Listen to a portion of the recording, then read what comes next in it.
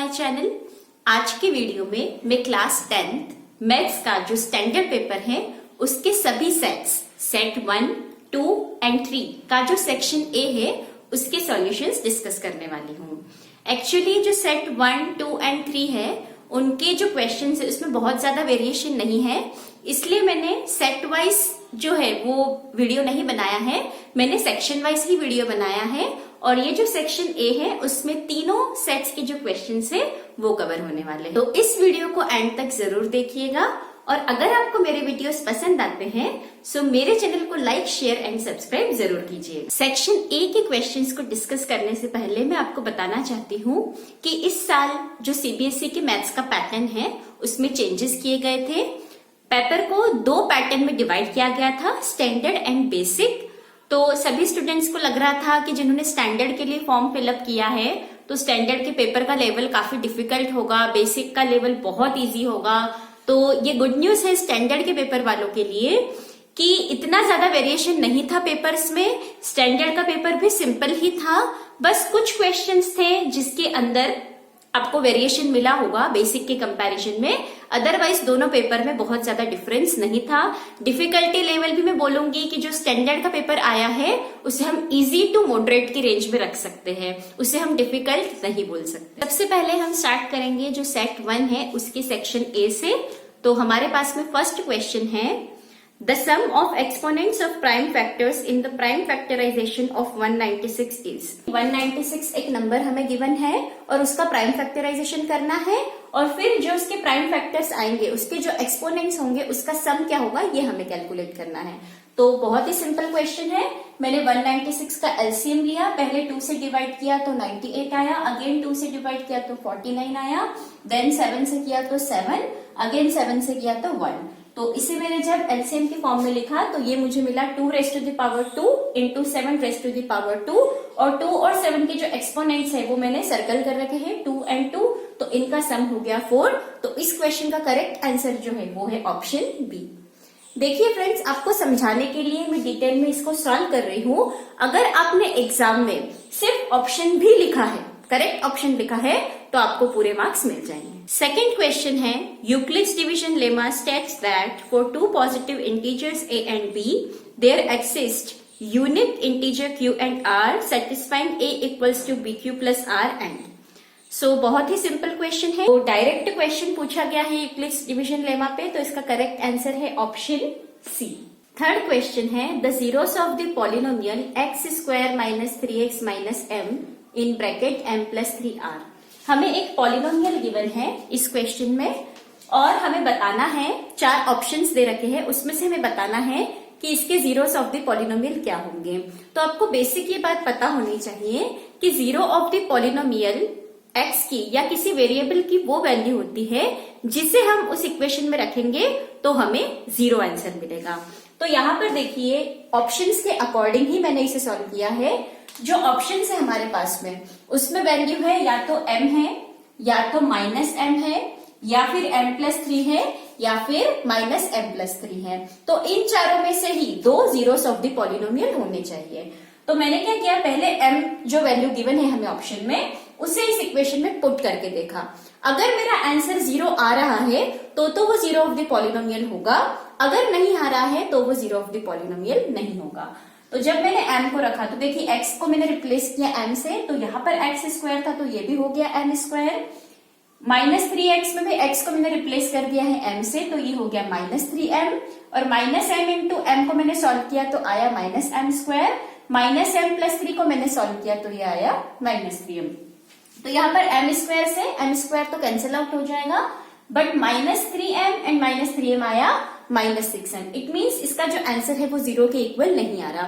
तो अब आपको चेक करने की जरूरत नहीं है, आप डायरेक्ट ही उसी ऑप्शन को देखिए जहां पर एक वैल्यू क्या होनी चाहिए, माइनस m, मतलब आपका आंसर नहीं, सॉरी m आपका आंसर नहीं है तो आपके आंसर में आना चाहिए माइनस m। आपको समझाने के लिए मैंने इसे सॉल्व भी करा है। देखिए माइनस m को पुट करने पर इसी पॉलिनोमियल में जब मैंने माइनस m की वैल्यू पुट करी तो 0 आया। पर एग्जाम में आपको जल्दी क्वेश्चन करना होता है, तो अगर आपने ये नहीं भी चेक किया, आपने सिर्फ m के लिए भी चेक कर लिया कि m नहीं है, तो बट नेचुरल है कि जो दूसरा ऑप्शन है आपका माइनस m वो जीरो ऑफ द पॉलिनोमियल 100% होगा। नेक्स्ट मैंने फिर m+3 और -m+3 में से मुझे चेक करना है कि कौन सा ऑप्शन करेक्ट होना चाहिए, तो मैंने m+3 को रख के देखा। m+3 को मैंने x से रिप्लेस किया, तो ये हो गया m+3 का स्क्वायर, a+b के स्क्वायर की मैंने आइडेंटिटी लगा के इसे सॉल्व किया है। आगे भी -3x के साथ जो x है उधर मैंने m+3 पुट किया और इसे सॉल्व किया, तो मेरा आंसर 0 ही आया। इसका मतलब है इस क्वेश्चन का जो करेक्ट आंसर है वो है ऑप्शन बी। फोर्थ क्वेश्चन है the value of k for which the system of linear equations x + 2y = 3, 5x + ky = 7 is inconsistent is. इस क्वेश्चन में हमें बोला गया है कि हमारे पास में दो लीनियर इक्वेशन का सिस्टम है, तो हमें बताना है कि अगर इसके जो सॉल्यूशंस है वो इनकंसिस्टेंट है तो k की वैल्यू क्या होगी। तो हमें पता है कि जब भी कोई लीनियर इक्वेशन का सिस्टम इनकंसिस्टेंट होता है, इट मीन्स वो दोनों जो लाइंस है, जो दोनों लाइंस की जो इक्वेशन है वो पैरेलल लाइंस को रिप्रेजेंट करते हैं। और पैरेलल लाइंस के लिए जो कंडीशन होती है, अगर मैं इसे ये दोनों लीनियर इक्वेशंस को स्टैंडर्ड लीनियर इक्वेशन की फॉर्म से कंपेयर करवाऊं तो ये हो जाएगा a1x + b1y + c1 = 0 and a2x + b2y + c2 = 0। First जो इक्वेशन है उसमें था x + 2y = 3 था। मैं इसे स्टैंडर्ड फॉर्म में कन्वर्ट करने के लिए इस तरफ लेफ्ट हैंड साइड की तरफ ले आई हूं, तो ये हो गया -3। तो जो पैरेलल लाइंस के लिए जो कंडीशन होती है वो होती है a1/a2 = b1/b2 is not equals to c1/c2। तो जो x और y के कोएफिशिएंट्स है उन्हें हम कंपेयर करवाएंगे। सो यहाँ पर फर्स्ट इक्वेशन में a1 की वैल्यू 1 है और a2 की वैल्यू हो जाएगी 5, b1 की वैल्यू हमारे पास में 2 है और b2 की वैल्यू हो गई k और c1 की वैल्यू -3 एंड c2 की वैल्यू है हमारे पास में 7। इन वैल्यूज को मैंने यहाँ पे पुट कर दिया है। अब मैंने k की वैल्यू फाइंड आउट करने के लिए क्रॉस मल्टीप्लीकेशन करवाया है। k × 1 हो जाएगा k एंड 5 × 2 हो जाएगा 10। सो इस क्वेश्चन का करेक्ट आंसर होगा ऑप्शन डी। फिफ्थ क्वेश्चन है the roots of the quadratic equation x² - 0.04 = 0 are. इस क्वेश्चन में हमें बोला गया है एक क्वाड्रेटिक इक्वेशन गिवन है हमें x² - 0.04 = 0। इसके हमें रूट्स फाइंड आउट करना है। तो यहाँ पर मैं जो -0.04 था उसे राइट हैंड साइड में ले गई, तो ये हो गया +0.04। जब स्क्वायर हटता है तो रूट लगता है, साथ में प्लस माइनस लगेगा, तो 0.04 का जो स्क्वायर रूट है वो हो जाएगा 0.2 और साथ में प्लस माइनस। तो इस क्वेश्चन के जो करेक्ट रूट्स है, जो करेक्ट ऑप्शन है वो है ऑप्शन ए। सिक्स्थ क्वेश्चन है the common difference of the AP 1/p, 1 - p/p, 1 - 2p/p is. तो AP का क्वेश्चन है, बहुत ही सिंपल क्वेश्चन है। तो हमारे पास में जो फर्स्ट टर्म है वो हमें गिवन है 1/p एंड सेकेंड टर्म है हमारे पास में 1 - p/p। तो कॉमन डिफरेंस निकालने के लिए हम सेकेंड टर्म में से फर्स्ट टर्म को सब्ट्रैक्ट करवाते हैं। तो मैंने भी यहाँ पे यही किया है, a2 - a1 किया है, तो 1 - p/p - 1/p, इनका एलसीएम लेंगे तो आएगा p और इसे सॉल्व करेंगे तो 1 - p - 1 -p/p जो है वो कैंसिल आउट होके मिलेगा -1। तो इस क्वेश्चन का जो करेक्ट आंसर है वो है ऑप्शन सी। सेवेंथ क्वेश्चन है the nth term of the AP a, 3a, 5a is. ये भी सिंपल क्वेश्चन है, AP पर बेस्ड है। हमारी फर्स्ट टर्म जो है वो है a, कॉमन डिफरेंस हम निकाल लेंगे a2 - a1 से, 3a - a हो जाएगा 2a। nth टर्म का जो फॉर्मूला होता है वो होता है an = a + n - 1 × d means common difference. बस यहाँ पर वैल्यू पुट कर देंगे d की, तो हमें मिला है 2a। इसे सॉल्व करेंगे तो a + 2a × n हो जाएगा +2an, 2a × -1 हो जाएगा -2a और a में से -2a जाएगा तो बचेगा -a और यहाँ पर बचा 2an। तो a कॉमन ले लेंगे यहाँ पर और हमें मिला 2n - 1 × a। So nth term जो है हमारे पास में आई 2n - 1 × a। तो इस क्वेश्चन का करेक्ट आंसर हो जाएगा ऑप्शन बी। 8th क्वेश्चन है, कोऑर्डिनेट ज्योमेट्री पे बेस्ड ये क्वेश्चन है। The point P on x axis equidistinct from the points A -1, 0 and B 5, 0 is. देखिए इस क्वेश्चन में हम ऐसा अज्यूम कर लेते हैं कि हमारे पास में एक लाइन है, उसके जो कोऑर्डिनेट्स है, A के जो कोऑर्डिनेट्स हैं वो है -1,0 एंड बी के जो कोऑर्डिनेट्स है वो 5,0 और पी पॉइंट जो है वो इक्वल डिस्टेंस पे है, मींस वो ए से उतने ही डिस्टेंस पे है जितना बी से है। मतलब मैं ये बोल सकती हूँ कि इस लाइन को जो ये पी पॉइंट है वो इक्वल सेक्शंस में डिवाइड कर रहा है, इक्वल पार्ट में डिवाइड कर रहा है, मींस एपी बाय पीबी का जो रेशियो होगा वो होगा 1:1। तो सेक्शन फॉर्मूला बोले या फिर मिड पॉइंट फॉर्मूला, इस क्वेश्चन में हम मिड पॉइंट फॉर्मूला बोलेंगे क्योंकि जो पी पॉइंट है वो इक्वल डिस्टेंस पे है। तो मैंने मिड पॉइंट फॉर्मूला यूज किया है। मिड पॉइंट फॉर्मूला के अकॉर्डिंग जब हम कोऑर्डिनेट्स निकालते हैं पी पॉइंट के, तो यहाँ पर क्वेश्चन में ऑलरेडी मेंशन है कि ये जो पी पॉइंट है वो एक्स एक्सिस पे लाई कर रहा है, इट मीन्स वाई कोऑर्डिनेट की वैल्यू तो 0 हो जाएगी और एक्स के कोऑर्डिनेट्स निकालने के लिए हम x1 प्लस x2/2 कर देंगे। तो x1 मेरे पास में है -1, x2 है मेरे पास में 5/2 मैंने किया, सो 4/2 आया। तो मेरे पास में x का जो कोऑर्डिनेट है उसकी वैल्यू आई 2। फाइनली जो पी पॉइंट के कोऑर्डिनेट्स है वो हो जाएंगे 2,0। तो हमारा फाइनल आंसर होगा ऑप्शन ए। 9th क्वेश्चन है the coordinates of the point which is reflection of point -3,5 in x axis are. में जो कोऑर्डिनेट हमें गिवन है वो है -3,5 और हमें बोला गया है कि इस पॉइंट का जो रिफ्लेक्शन होगा x एक्सिस पे वो क्या होगा। तो इस पॉइंट का रिफ्लेक्शन मीन्स मैं एक तरह से मिरर इमेज कंसिडर कर रही हूँ, तो इस तरफ मिलेगा हमें और इस पॉइंट के कोऑर्डिनेट्स हो जाएंगे 3,5। तो इसका करेक्ट आंसर है ऑप्शन ए। 10th क्वेश्चन है if the point P 6,2 divides the line segment joining A 6,5 and B 4,y in the ratio 3:1 then the value of y is. इस क्वेश्चन में हमें बोला गया है दो पॉइंट्स दे रखे हैं हमें A एंड B, उनके कोऑर्डिनेट गिवन है 6,5 एंड 4,y और एक P पॉइंट है। इस पूरी लाइन अगर मैं इसे कंसिडर करूं तो इस लाइन को ये जो P पॉइंट है वो दो पार्ट में डिवाइड कर रहा है 3:1 के रेशियो में और इस पॉइंट के कोऑर्डिनेट्स है P पॉइंट के 6,2। तो हमें इसमें जो B के कोऑर्डिनेट है उसमें y का कोऑर्डिनेट की वैल्यू मिसिंग है, वही हमें फाइंड आउट करनी है। तो ये करने के लिए हम सेक्शन फॉर्मूला को यूज कर सकते हैं और क्योंकि हमें y कोऑर्डिनेट की वैल्यू फाइंड आउट करनी है इसलिए मैंने y कोऑर्डिनेट को जो यूज करके जो सेक्शन फॉर्मूला होता है उसी को यूज किया है। तो y कोऑर्डिनेट की वैल्यू हो जाती है हमारे पास में m1y2 plus m2y1 upon m1 plus m2। सो m1 और m2 जो है वो तो हमारे रेशियोज की वैल्यू है 3 and 1, तो वो मैंने यहाँ पर पुट कर दी है। और y1 और y2, so this is our y1 5 and this is our y2 which is equals to 1, उसे मैंने यहाँ पर पुट किया है। और ये जो y है मींस p के जो कोऑर्डिनेट में जो y की वैल्यू है वो है हमारे पास में 2, तो इसे मैंने सॉल्व किया, क्रॉस मल्टीप्लाई किया, 2 into 4 हो गया मेरे पास में 8, दिस इज 3y प्लस 5 हो जाएगा इक्वल टू में, और 5 जब इस तरफ आएगा लेफ्ट हैंड साइड में तो सब्ट्रैक्ट हो जाएगा 8 में से, तो 8 - 5 आएगा 3 and 3y equals to 3 means y equals to 3/3, तो हमारे पास में आंसर आएगा 1। तो इस क्वेश्चन का करेक्ट आंसर है ऑप्शन डी। 11th क्वेश्चन है in figure point 1 MN is parallel to BC and AM is to MB is equals to 1:2, then area of triangle AMN upon area of triangle ABC is equals to. तो इस question में हमें figure given है और हमें जो sides का ratio है means AM upon MB given है 1:2।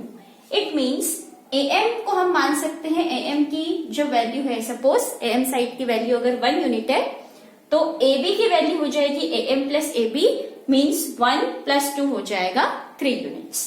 और हमें निकालना है इनकी ये जो ट्राइंगल्स है mean triangle AMN and triangle ABC, उनके जो एरिया का रेशियो है वो हमें कैलकुलेट करना है।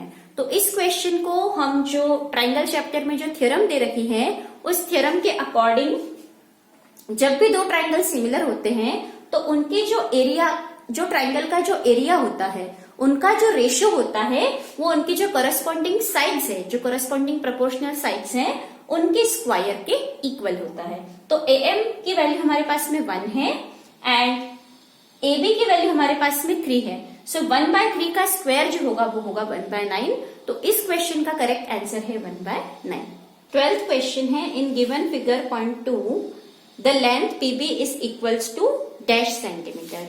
तो हमें इस क्वेश्चन में दो सर्कल्स दे रखे हैं और ये कॉन्सेंट्रिक सर्कल है। कॉन्सेंट्रिक सर्कल वो होते हैं जिनका सेंटर सेम होता है। तो एक लार्जर सर्कल है और एक स्मॉलर सर्कल है, इन दोनों का सेंटर है O, और जो लार्जर सर्कल के लिए जो कोड है AB, वो स्मॉलर सर्कल के लिए टेंजेंट हो जाएगी, क्योंकि वो एक ही पॉइंट P पर टच हो रही है स्मॉलर सर्कल को। और हमें पता है सर्कल चैप्टर में जो थ्योरम 10.1 है उसके अकॉर्डिंग जो भी सेंटर से जो लाइन टेंजेंट करके गुजरती है वो एक परपेंडिकुलर ड्रॉ करती है सर्कल पे। तो इसलिए OPB जो है वो मेरे पास में हो गया एक right angle triangle. Pythagoras theorem को यूज करके मैंने PB की लेंथ निकाली है। उससे पहले आप एक और बात ध्यान रखिएगा, यहाँ पर OA जो है वो बड़े वाले सर्कल का रेडियस है, तो OBB जो है वो रेडियस होगा। तो OA equals to OB equals to हो जाएगा 5 सेंटीमीटर। हम पाइथागोरस थ्योरम यूज करेंगे तो OB का स्क्वायर इज इक्वल्स टू हो जाएगा OP square plus PB square. तो OB की वैल्यू है हमारे पास में 5 का स्क्वायर लिख दिया है मैंने।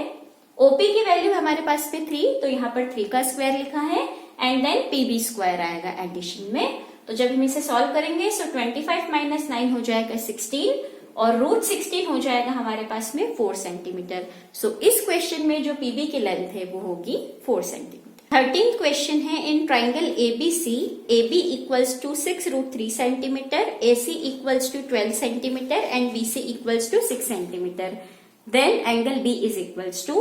तो ये जो क्वेश्चन है इसमें हमें जो ट्राइंगल ABC है उसकी 3 साइड्स गिवन है। तो मैंने यहाँ पर इसे हिट एंड ट्रायल मेथड से किया है। मैंने यहाँ पर पाइथागोरस थ्योरम अप्लाई करके देखा है, और क्योंकि जो लॉन्गेस्ट साइड है वो हमारे पास में हाइपोटेनियस होता है, तो मैंने AC के स्क्वायर को लिखा है is equals to AB square plus BC square. तो AC का स्क्वायर हो जाएगा 12 का स्क्वायर मीन्स 144। इन 6√3 स्क्वायर और 6 स्क्वायर को सॉल्व करने पर भी अगर मुझे 144 मिल गया, इट मीन्स ये हो गया राइट एंगल ट्राइंगल। तो इसमें जो एंगल B की वैल्यू होगी वो 90 डिग्री आ जाएगी। इसी का जो और में क्वेश्चन है, 2 triangles are similar if their corresponding sides are proportional। इस क्वेश्चन का आंसर आएगा प्रोपोर्शनल। नेक्स्ट 14 क्वेश्चन है, the value of tan 1, tan 2 dot dot dot tan 89 is equal to. बहुत ही अच्छा क्वेश्चन है। इस क्वेश्चन में हमें tan 1, tan 2 up to tan 89 की वैल्यू फाइंड आउट करनी है ट्रिग्नोमेट्री के कंसेप्ट को यूज करके। तो मैंने इसे कैसे किया है, हमें पता है यहाँ पर tan 1 से लेके tan 89 डिग्री तक की वैल्यू को हमें कंसीडर करना है। तो tan 1 से लेकर के tan 45 को मैंने यहाँ तक लिखा है, फिर यहाँ से tan 46, tan 47 up to tan 89 तक जाएगा। तो हमें पता है tan 45 की जो वैल्यू होती है वो 1 होती है, तो वो मैंने लिख दी। And then up to tan 44, tan 1 से लेकर के tan 44 तक हम एज इट इज लिखेंगे। देन tan 46 को हम लिख सकते हैं tan 90 माइनस 44, tan 47 को हम लिख सकते हैं tan 90 माइनस 43। इस तरह से हम tan 89 को लिख सकते हैं tan 90 माइनस 1। तो tan 1 से लेकर के tan 44 तक तो ऐसे ही वैल्यूज आ जाएगी, tan 1, tan 2, tan 3 up to tan 44। tan 45 की वैल्यू हमारे पास में 1 आ चुकी है, और देन क्या हो जाएगा, जो tan 46 था उसे हमने कैसे लिखा था tan 90 माइनस 44, तो ये हो जाएगा cot 44। tan 47 को हमने लिखा था tan 90 माइनस 43 मीन्स ये हो जाएगा cot 43। इसी तरह से tan 89 को हम लिख सकते हैं tan 90 माइनस 1, तो ये हो जाएगा cot 1। तो यहां से ये tan 1, cot 1, tan 2, cot 2, इस तरह से tan 44 और cot 44 तक ये सब कैंसिल आउट हो जाएंगे। तो हमारे पास में फाइनल जो आंसर आएगा वो आएगा 1। 15th क्वेश्चन है, in figure 3 the angles of depressions from the observing positions O1 and O2 respectively of the object AR। ये हमें फिगर गिवन है क्वेश्चन में, और हमें O1 और O2 पोजीशन पे जो एंगल ऑफ डिप्रेशन है वो कैलकुलेट करना है। मतलब हमें इसमें ये वाले एंगल्स जो है वो कैलकुलेट करने हैं। तो देखिए, ये हमारे पास में अगर एक लाइन है और ये परपेंडिकुलर है इसके लिए, ये जो हाइट है वो एक तरह से परपेंडिकुलर हो जाएगा, तो इस एंगल की जो वैल्यू है पूरी वो होनी चाहिए 90 डिग्री। तो अगर ये 60 डिग्री हमने कैलकुलेट करा है, तो ये होना चाहिए 30 डिग्री।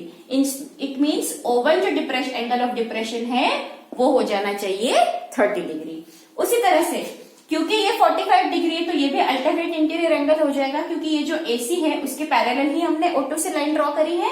तो जब दो लाइंस पैरेलल होती है उनमें से एक ट्रांसवर्सल जो पास होती है उसके जो अल्टरनेट इंटीरियर एंगल होंगे वो इक्वल होंगे।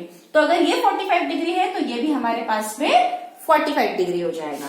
तो O1 की तो वैल्यू आई हमारे पास में 30 डिग्री, उसी तरह से O2 पे जो एंगल है वो हो जाएगा 45 डिग्री। 16th क्वेश्चन है, if sin A plus sin square A equals to 1, then find the value of the expression cos square A plus cos raised to the power 4A। इस question में हमें sin A plus sin square A की value दे रखी है 1, तो मैंने यहाँ से sin A को लिख दिया 1 माइनस साइन स्क्वायर A के equal. This is my first equation. और हमें पता है identity sine square A plus cos square A equals to 1। तो यहां से मैंने कॉस स्क्वायर A को लिखा है 1 minus sine square A। This is my second equation. तो अब जो हमें वैल्यू फाइंड आउट करनी है क्वेश्चन में वो करनी है cos square A plus cos raise to the power 4A की। तो कॉस स्क्वायर A को मैंने रिप्लेस कर दिया इक्वेशन 2 से, that means 1 minus sine square A से, और कॉस 4A को भी हम लिख सकते हैं कॉस स्क्वायर A का स्क्वायर। तो कॉस स्क्वायर A की जगह अगेन मैंने 1 माइनस साइन स्क्वायर A लिखा है और इस पूरे का होल स्क्वायर कर दिया है मैंने यहाँ पे। अब 1 माइनस साइन स्क्वायर A जो है वो फर्स्ट इक्वेशन से दिख रहा है कि वो साइन A के इक्वल है, तो इसे मैंने लिख दिया साइन A के इक्वल। एंड यहाँ पर भी 1 माइनस साइन A जो है वो साइन स्क्वायर A जो है वो रिप्लेस होगा साइन A से, और क्योंकि होल का स्क्वायर है यहाँ पे इसलिए यहाँ पर भी स्क्वायर हो जाएगा। तो according to question sine A plus sine square A equals to 1 है, तो यहाँ पर भी sine A plus sine square A equals to हो जाएगा 1।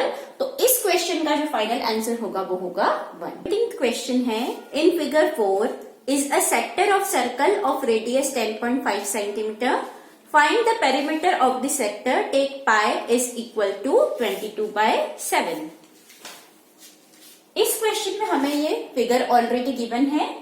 तो OA और OB की जो लेंथ है वो रेडियस है, तो उसकी लेंथ है 10.5 सेंटीमीटर क्वेश्चन में गिवन है, और AB जो है वो सर्कल का लेंथ ऑफ आर्क हो जाएगा।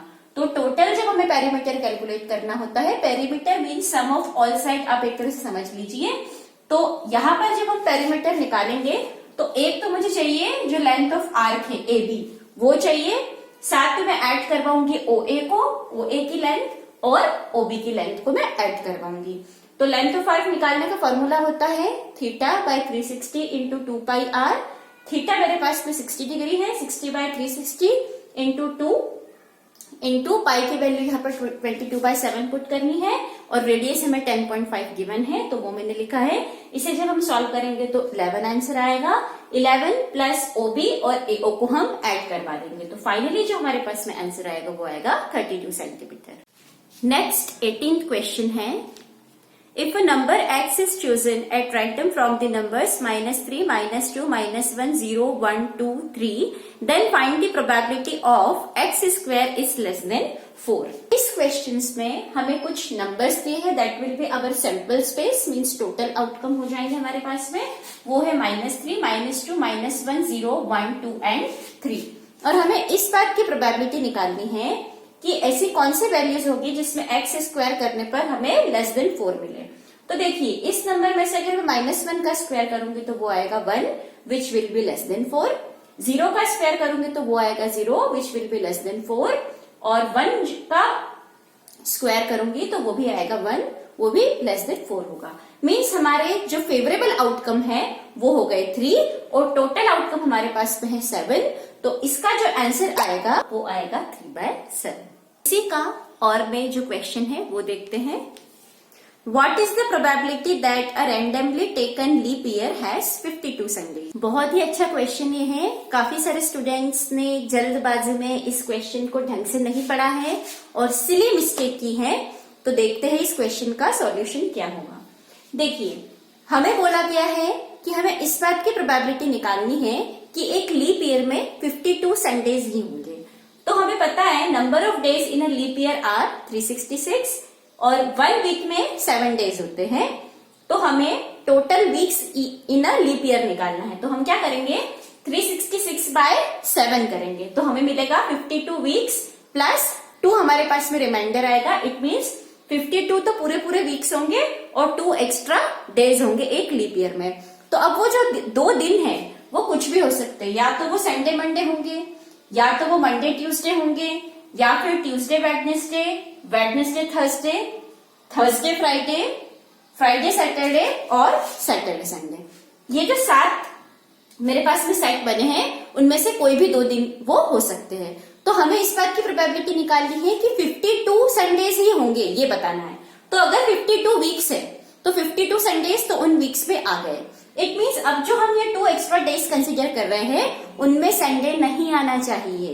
इट मीन्स ये यहाँ पे संडे मंडे में एक संडे आ रहा था और ये सैटरडे संडे में एक संडे आ रहा था, इन दोनों वैल्यूज को हमें कंसिडर नहीं करना है। टोटल 7 में से 5 जो है वो हमारे फेवरेबल आउटकम होंगे। तो इस क्वेश्चन का फाइनल आंसर होगा 5/7। 19th क्वेश्चन है, find the class marks of the classes 10, 25 and 35 to 55। Class mark निकालने का जो फॉर्मूला होता है वो होता है lower limit plus upper limit by 2। एक का क्लास मार्क में निकाल रही हूँ, बाकी आप कैलकुलेट कर लीजिएगा। 10 to 25 का जो क्लास मार्क निकलेगा वो निकलेगा 10 + 25/2 से। तो फाइनल आंसर आएगा हमारा 17.5। 20th क्वेश्चन है, a die is thrown once, what is the probability of getting a prime number. जब भी डाइस को थ्रो किया जाता है तो उसके आउटकम्स होते हैं 1, 2, 3, 4, 5, 6। This are 6 possible outcomes when we throw a dice. तो this is our sample space. और जो प्राइम नंबर है, प्राइम नंबर वो नंबर होते हैं जिनके सिर्फ 2 ही फैक्टर्स होते हैं, एक 1 और इटसेल्फ वो नंबर। जैसे 2 है, 2 जो है वो सिर्फ खुद से और 1 से डिविजिबल है। 3 जो है इन नंबर्स पे वो भी सिर्फ खुद से और 1 से डिविजिबल है। 5 जो है वो भी खुद से और 1 से डिविजिबल है। तो जो हमारे फेवरेबल आउटकम हो गए वो ये 3 नंबर्स हो गए और टोटल आउटकम है वो 6 हो गए। So favourable outcome upon total number of outcome हो जाएगा 3/6। तो हमारा फाइनल आंसर आएगा 1/2। तो फ्रेंड्स, ये तो मैंने जो सेट 1 था उसके जो सेक्शन ए के सारे 20 क्वेश्चन है वो डिस्कस किए हैं। सेट 2 और सेट 3 में भी लगभग अराउंड यही सारे क्वेश्चंस रिपीटेड है, कुछ क्वेश्चन में वेरिएशन है। तो अब हम वो डिस्कस करते हैं जो सेट 1 में नहीं थे। तो फ्रेंड्स, सेट 2 में 14th तक जो क्वेश्चन है वो सेम है, सेट 1 जैसे ही है। 15th क्वेश्चन डिफरेंट है, तो चलिए वो देखते हैं। The value of sine 23 degree cos 67 degree plus cos 23 degree sin 67 degree is. तो हमें sin 23 cos 67 plus cos 23 sin 67 की वैल्यू निकालनी है। बहुत ही सिंपल क्वेश्चन है। मैंने यहाँ पर cos को रिप्लेस कर दिया है, cos 67 को मैंने लिखा है 90 - 23। उसी तरह से यहाँ पर sin 67 को लिखा है मैंने 90 - 23। तो यहाँ पर cos 90 - 23 हो जाएगा sin 23 एंड sin 90 - 23 हो जाएगा cos 23। तो ये sin 23 एंड sin 23 बन गया sin square 23 and cos 23 and cos 23 बन गया cos स्क्वायर 23। सो sin square theta plus cos square theta होता है हमारे पास में 1। तो इस क्वेश्चन का फाइनल आंसर होगा 1। सेट 2 का ही 19th क्वेश्चन भी डिफरेंट है, सेट 1 में ये क्वेश्चन नहीं है। If tan A equals to cot B, then find the value of A plus B। हमारे पास में tan A equals to cot B है, तो cot B को हम लिख सकते हैं tan 90 - B। तो दोनों तरफ tan हो चुका है तो हम इनकी सिर्फ एंगल को कंपेयर करवा देंगे। तो A इक्वल्स टू हो जाएगा 90 - B, B RHS से LHS में आएगा तो A plus B equals to हो जाएगा 90। सेट 2 का ही 20th क्वेश्चन सेट 1 में नहीं है, बट क्लास मार्क निकालने का क्वेश्चन एक है सेट 1 में, तो इसलिए मैं उसे सॉल्व नहीं कर रही हूँ। अब देखते हैं सेट 3 के सेक्शन ए के रिमेनिंग क्वेश्चंस। सेट 3 में भी 14 तक जो क्वेश्चन है वो सेम है, सेट 1 और सेट 2 में है वो क्वेश्चंस। 15th क्वेश्चन है वो डिफरेंट है, तो देखते हैं 15 क्वेश्चन क्या है। The value of sine theta cos 58 plus cos 32 sin 58 is. तो इस तरह का क्वेश्चन अभी हमने सेट 2 में देखा था। sin 32 और cos 58 है, तो cos 58 को हम cos 90 - 32 से रिप्लेस कर देंगे और यहाँ पर cos 32 एंड sin 58 है, सो sin 58 को हम 90 माइनस 32 से रिप्लेस कर देंगे। तो ये हो जाएगा cos 90 minus 32 sin 32 and sin 32 हो जाएगा sin स्क्वायर 32। यहाँ पर भी sin 90 माइनस 32 हो जाएगा cos 32 और यहाँ पर ऑलरेडी cos 32 है तो ये हो जाएगा cos स्क्वायर 32।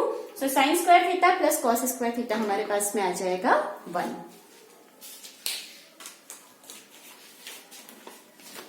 अब देखते हैं इसी 15th क्वेश्चन का और पार्ट।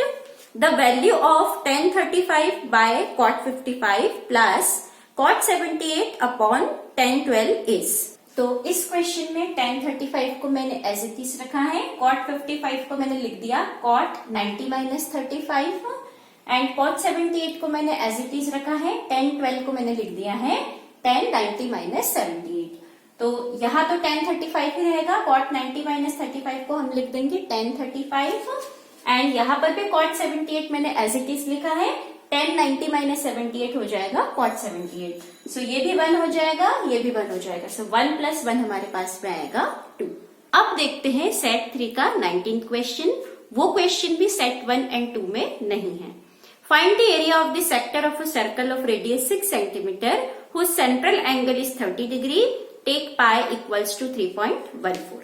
तो देखिए ये हमारे पास में एक सर्कल है, इसका रेडियस 6 सेंटीमीटर गिवन है और इसका जो सेंट्रल एंगल है वो है 30 डिग्री। तो हमें एरिया ऑफ सेक्टर का फॉर्मूला पता है, theta by 360 into pi R square. Theta की वैल्यू हमारे पास में 30 है, रेडियस हमारा 6 है, 6 का स्क्वायर हो जाएगा 36 और पाई को मैंने लिखा है 3.14।